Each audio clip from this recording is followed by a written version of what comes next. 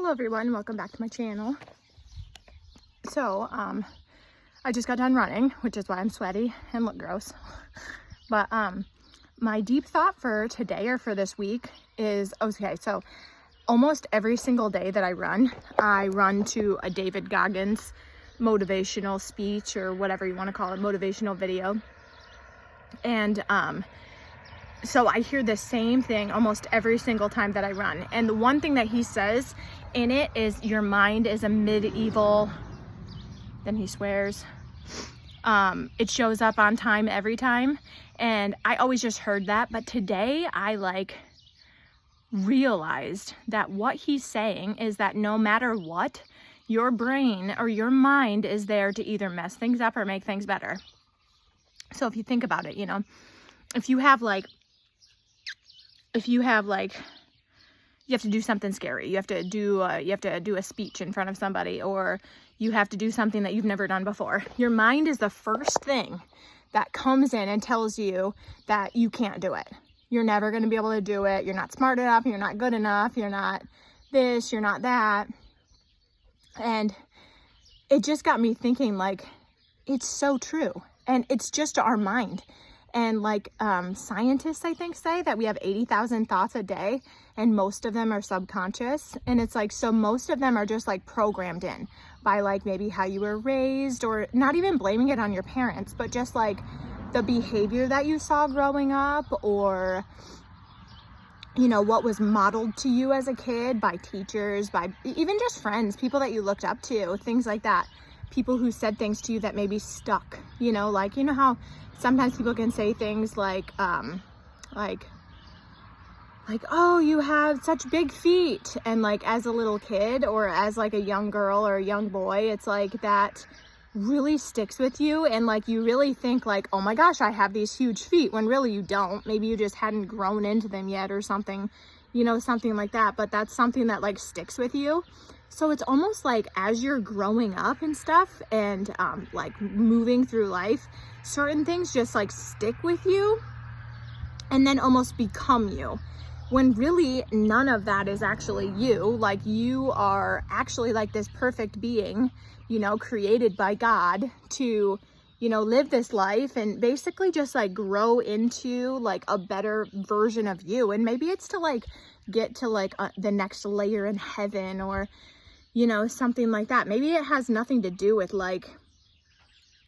getting up. And even in the Bible it says something about meaningless, something about the meaningless days and stuff. And it's sometimes it does feel that way. And so just really growing in your soul and growing in your mind and your body, and just learning as much as you can about being a human, and being being a person, and how you can become better to not only you, but everybody around you. And how they say treat others the way that you want to be treated. And it's I really think that you need to start with yourself and treat yourself better. It's I can look in the mirror and see every single tiny flaw on me. And that's what I think that everybody else is focusing on. But then I can look at somebody else and find every perfect thing on them. And it's just why can't we, today I was thinking, I wish that I could see myself the way that somebody who loves me sees me, and it's think of how much better we would treat other people if we loved ourselves. And loving yourself doesn't mean in a prideful way, or a cocky way, or something like that, but just being grateful for being who you are, and having the life that you have, whether it's good or bad. It's just Paul in the Bible, he was in prison when he wrote a lot of, the Bible. If he was the actual writer, I don't know if he was actually the writer, but that's what they think. Or Job was,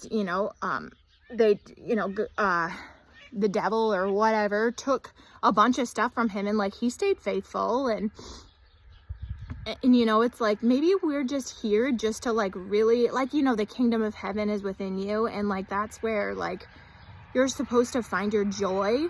And I feel happiness comes and goes with the day and things like that, but joy is what you just, joy is what is just like inside of you, where you're just grateful for, you know, what you have, even if it's something small, you know, even if it's, you know, just even being able to just be like on a phone or on a computer or wherever you're at watching this video. Like, think of like all the people, like how this is like so cool that like you don't know me and I don't know you, but we can learn from each other just from getting on an app on a computer or on your cell phone, and just learning other people's lives and other people's thoughts and feelings and emotions. And it's actually really cool. And like you know, we should all just be grateful.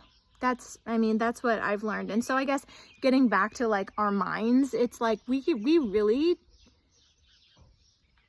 when he's saying like, so learn your mind, you know what I mean? Learn your habits, learn your mind, learn your triggers, you know, learn all those things so that when you get to, you know, the time where like somebody usually makes you snap, or certain things that people say just make you mad, you know, like prepare for it, be ready for it, be on your toes for when it's going to happen next, and what you're going to do about it, and how you're going to try to remain calm. And think of how cool like the people who are like calm, you know, think of like how cool that is when people can just like be calm and like not scream and shout and yell or get all anxious and nervous. And yeah, I don't know.